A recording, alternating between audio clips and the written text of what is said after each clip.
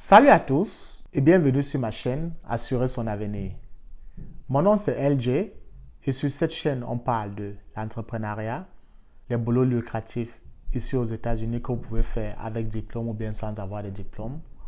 Nous parlons aussi de comment émigrer aux États-Unis et de comment préparer sa retraite à l'étranger aussi au pays. Alors, pour la petite histoire, ça fait plus de 10 ans que je vis aux États-Unis. Et lorsque je suis arrivé aux États-Unis, j'ai obtenu mon premier boulot travaillant dans une pizza de la place. Et à l'époque, on me payait 8 dollars par heure, qui était le SMIC, ce qui est considéré comme le minimum wage ici aux États-Unis. Au fil du temps, quelques personnes avec qui je travaillais, ils m'ont approché, ils m'ont dit, mais LJ, tu travailles ici, ça fait 6 mois. Est-ce que tu as déjà pensé à devenir délivreur de pizza comme nous? Mais travailler en tant que cashier pour 8 dollars ne paye pas autant comme si tu devenais livreur. Car moi, qui travaillais dans le store, on faisait pratiquement le même nombre d'heures, mais comme j'étais dans le store, on me payait un salaire fixe, un wage fixe qui était par heure. Mais eux qui travaillaient en tant que délivreur, bien sûr, on les payait aussi un wage ou bien un salaire par heure qui était fixe, mais ils se faisaient aussi plus d'argent dans les pourboires. Parce qu'à chaque fois qu'ils partaient délivrer des pizzas dans différentes maisons, généralement des gens leur donnaient des pourboires. À l'époque, lorsqu'ils m'avaient dit ça, je n'avais pas trop pensé. Mais aujourd'hui, avec un peu plus de recul, je me suis dit, ces gars-là avaient raison. Si j'avais délivré les pizzas comme eux, je m'aurais fait bien plus d'argent que des restos stores pour le minimum wage. Alors, dans la vidéo d'aujourd'hui, je vais vous parler des boulots ou bien de quelques boulots que vous pouvez faire si vous venez d'arriver aux États-Unis qui payent relativement plus mieux que de partir travailler dans un endroit ou bien dans un store d'où vous êtes payé le minimum wage. Et comme je l'ai dit plus tôt, le minimum wage dans plusieurs États, c'est moins de 15 dollars par heure. Mais il y a énormément de boulots qui payent plus que cela. Et parfois, je me dis, lorsqu'on est immigrant, ce sont des trucs qu'on doit savoir pour gagner un peu plus d'argent. Le premier boulot que je vais vous parler, que vous pouvez faire si vous venez d'arriver aux États-Unis, ça c'est pour mes frères et sœurs qui ont un peu fait la technique au pays, qui s'y connaissent en électricité, c'est de devenir électricien. Si tu as fait l'électricité au pays, ou bien tu es parti à l'école, tu as eu un bac technique, ou bien même juste ton CAP, qui est un certificat d'aptitude professionnelle, lorsque vous arrivez ici aux États-Unis et vous parlez un peu d'anglais, appliquez pour devenir électricien. Il y a aussi énormément de compagnies qui vont vous former. Vous n'avez pas besoin d'une licence ou bien d'un master. Et ce sont des boulots au début de la formation. On vous paye généralement, ces compagnies-là vous payent généralement 25 dollars par heure, qui équivaut à presque 50 000 dollars par an. Donc, ça c'est un truc à penser, surtout aussi pour les personnes un peu plus âgées qui ne veulent plus nécessairement rentrer à l'école pour obtenir une licence ou un master. Ça c'est une très bonne option. Et le truc c'est que avec l'électricité, votre salaire peut monter jusqu'à 100 000 dollars. Et vous n'avez pas besoin de faire de longues études pour cela. Tout ce que vous avez besoin, c'est votre bac et ou bien travailler en tant qu'apprenti et sortir de cet apprentissage-là. Ça, c'est la première option. La deuxième option que vous pouvez aussi faire, et ça c'est toujours dans le domaine de la construction, c'est la plomberie. Là maintenant, nous sommes sur le bureau du travail américain qui est appelé BLS. Et comme vous pouvez voir, être plombier, ça paye 56 000 dollars par an. Vous n'avez que besoin d'un high school diplôme et vous commencez en tant qu'apprenti, comme je vous l'ai dit. Et c'est pareil aussi pour l'électricité. Donc, vous pouvez venir sur ce website-ci, sur le bureau de travail américain. Tous les boulots que vous voulez faire, vous pouvez les entrer ici. Ça va vous donner la paye. Comme là, on vous dit, en 2020, les gens ont fait 56 000 dollars par an. Et comme je continue à le dire, le salaire moyen, c'est 56 000, mais vous pouvez faire jusqu'à 98 000 dollars. Bien sûr que parfois avec la plomberie, il faut avoir certains certificats, mais vous pouvez les obtenir en moins de 6 mois et vous commencez à vous faire un peu du buzz. Car 20 à 25 dollars par heure, si vous demandez à plein de personnes qui vivent aux États-Unis, ils vous diront c'est très bien payé, surtout pour un début. Et au fil du temps, lorsque vous allez progresser, vous serez en train de vous faire dans les 75 000 à 90 000 dollars par an en tant qu'un plombier. Oui, vous aurez travaillé beaucoup dans les maisons des gens. Vous serez en train de fixer les pipes des gens. Vous serez en train de fixer les toilettes des gens. Mais, it's money. C'est l'argent. Et l'argent n'a pas de couleur. Vous n'avez pas besoin d'attendre 5 ans, 10 ans pour commencer à faire ce salaire de 90 000 dollars par an. À moins de 2 ou 3 ans, vous serez en train de vous faire du buzz. Donc, ça, c'est un domaine dans lequel il faut penser. D'autres domaines hors de la construction, parfois lorsque les gens arrivent ici, beaucoup se lancent aussi dans le domaine du nursing, qui est le domaine de la santé. Ceci, c'est un domaine qui paye très bien et vous n'avez que besoin de faire une petite formation pour obtenir votre CNA. Car lorsque vous passez votre CNA, généralement c'est un certificat que vous pouvez l'obtenir entre 3 et 6 mois. Lorsque vous passez votre CNA, cela vous donne la possibilité de devenir infirmier assistant. Et généralement, les infirmiers assistants sont payés entre 20 et 25 dollars par heure. Pour certains, ils diront que ce n'est pas beaucoup, mais c'est un truc que tu viens d'arriver. Supposons que tu arrives aux États-Unis en janvier 2022. Tu peux faire ce certificat-là, tu le complètes en mai ou bien juin. Tu commences à te faire 25 dollars par heure, qui est largement mieux. Et c'est la raison pour laquelle j'ai décidé de faire cette vidéo-ci. Parce que, frères et sœurs, le temps de venir ici travailler pour les salaires minimum ou bien pour les minimum wage, c'est parce qu'il y a certains trucs qui payent un peu plus mieux. Pendant que vous essayez de vous intégrer, vous faites un peu plus d'argent. Donc, CNA, c'est une très bonne branche que vous pouvez faire, car le domaine de la santé ici paye énormément. Et si vous avez un peu plus de temps, vous pouvez décider de partir continuer pour devenir registered nurse, qui veut dire infirmier plein. Il y a les programmes ici dont ça va vous prendre 2 ans pour devenir infirmier plein.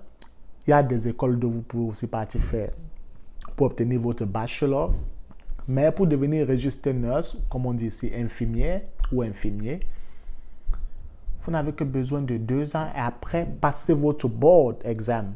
Car pour cela, il faut définitivement que vous passez votre board exam pour devenir infirmier à temps plein. Généralement, lorsque vous êtes infirmier à temps plein, ça paye énormément plus. Vous pouvez vous retrouver en cas de faire dans les 90 000 dollars par an. Par contre, lorsque vous n'avez que votre CNA, tout ce que ça vous demande, c'est un high school diploma et une formation de 3 à 6 mois. Et vous commencez à faire 25 dollars par heure qui avoisine dans les 50 000 dollars par an. Et moi, ayant vécu ici pendant plus de 10 ans, je dis c'est un bon salaire pour un début. Hors du domaine de la santé, vous avez aussi des branches comme le domaine des transports. Dans le domaine des transports, généralement, je pense aux chauffeurs de camions. Je sais que c'est un truc que beaucoup de gens font au pays. Ils conduisent des camions de sable, des camions pour livrer la boisson, car il faut un permis différent. Mais ici aux États-Unis, si vous avez déjà votre permis de chauffeur, conducteur de camion payé, vous pouvez l'amener ici, vous le convertissez seulement pour devenir un chauffeur de camion. Ce sont des boulots qui payent aussi. Ils ne vous demandent pas de faire de longues études, mais le seul truc, c'est que quand vous êtes chauffeur de camion, c'est beaucoup de voyages. Donc, si vous n'aimez pas conduire, être sur la route pendant de longues heures, voyager dans différents états, peut-être cela n'est pas pour vous. Mais en tant que chauffeur de camion, généralement, vous êtes payé 90 à 100 000 dollars par an. Là, maintenant, je vous amène sur un site Indeed.com. C'est un site très populaire ici aux États-Unis pour appliquer pour les boulots. Et là, vous voyez, j'ai mis chauffeur de camion qui veut dire truck driver. Le premier boulot, ça monte 75 000 à 100 000 dollars par an pour ce boulot-ci. Et il y a certaines compagnies qui vont vous former. Comme cette compagnie, c'est demande tout simplement que vous ayez 1 an d'expérience et au moins 23 ans. Donc, ça, c'est très facile. Il y a, comme je dis, il y a certaines compagnies qui vont vous former. Mais il faudrait que vous passiez votre CDL license. Donc, vous voyez notre boulot, ça dit, si vous enregistrez avec la compagnie, vous donnez $5,000, mais ça ne paye que $25 par heure. Il faut avoir 18 ans. Ça peut être une bonne option pour quelqu'un peut-être qui va à l'école. Donc, ce sont les boulots, comme je dis, il faut que les gens peuvent penser. Et le dernier boulot, là, vous voyez, ça dit $1,500 par mois, par semaine, qui est presque $6,000 par mois. Et vous n'avez pas besoin d'expérience, comme ils disent, ils vont vous former. Donc, ce sont des trucs à y penser. Si vous ne voulez pas devenir chauffeur de camion, ce qu'on appelle ici devenir un peu comme un taximan, c'est vous pouvez conduire Uber ou bien Lyft, qui sont... Moi, je considère conduire pour Uber ou bien conduire pour Lyft comme être un taximan. Mais ce qui est bien avec conduire pour Uber ou bien pour Lyft, c'est que ça vous donne la flexibilité. Si vous partez, c'est aussi un très bon boulot peut-être pour ceux qui vont à l'école ou bien qui ont d'autres activités, qui conduisent pour Uber Lyft. Généralement, en moyenne, les gens qui conduisent pour Uber ou bien pour Lyft font $25 par heure.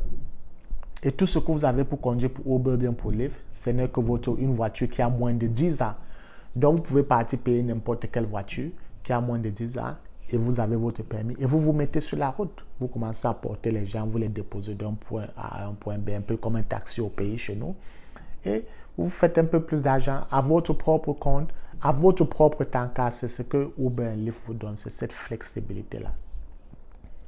Hors du domaine des transports, vous pouvez aussi vous lancer dans la technologie. Car vous savez aujourd'hui, l'Internet est venu et a révolutionné le monde. Vous n'avez plus besoin de nécessairement partir travailler dans les bureaux. Vous pouvez aussi, en cause de la technologie, avoir des boulots, que ce soit dans le domaine de IT, qui est Information Technology, ou bien le domaine de la programmation.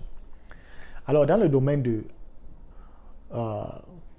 Information Technology, il y a un boulot que je recommande le plus, c'est d'essayer de devenir Cyber Security Analyst. Si vous partez sur YouTube, vous allez voir plein de gens qui se sont formés eux-mêmes. Ils ont dit, how did I do to become a Cyber Security Analyst?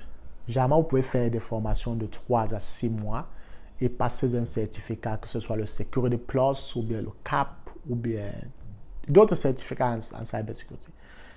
Et vous vous lancez pour appliquer pour l'emploi. Là encore, nous sommes sur le site du gouvernement BLS, Bureau de l'Emploi de Travail. Et comme vous pouvez voir, le salaire d'un Security Analyst est $103,000. $103,000 pour être un Security Analyst. Et quand vous regardez là, how to become a Security Analyst, on vous dit, c'est une position requiert le bachelor degree, mais la plupart des compagnies ne veulent pas le bachelor degree, ils veulent que vous ayez de l'expérience. Donc ça, c'est un très bon domaine pour ceux qui veulent s'y lancer, qui s'y connaissent un peu en ordinateur. Et vous voyez les autres positions similaires que ça offre, comme Computer Support Analyst. Parfois, les gens commencent comme Computer Support Analyst pour finir comme Cyber Security Analyst. Et ça paye $50,000 par an. Pas besoin d'avoir de licence ou bien de master. Et vous commencez à vous faire $100,000 par an. Donc ça, c'est aussi une très bonne option. L'autre option, c'est de devenir, toujours dans le domaine de la technologie, mais maintenant, ce domaine, c'est la programmation.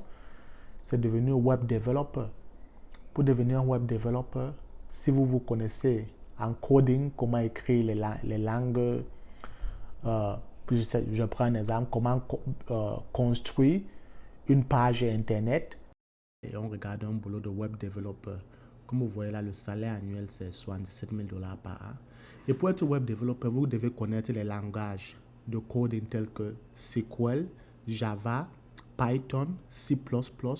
Car si vous connaissez cela, vous êtes bien. Car ce sont les langues que tous les programmeurs connaissent. Et comme vous voyez là, How to become web developer, on dit, vous n'avez pas besoin du bachelor. ou d'une licence. Vous n'avez que besoin de high school diploma, mais vous devez savoir programmer et utiliser les langages dont je viens de citer. Donc, pour ceux qui se connaissent une fois de plus en informatique, qui se connaissent dans le domaine de la programmation, ceci est aussi un très bon domaine.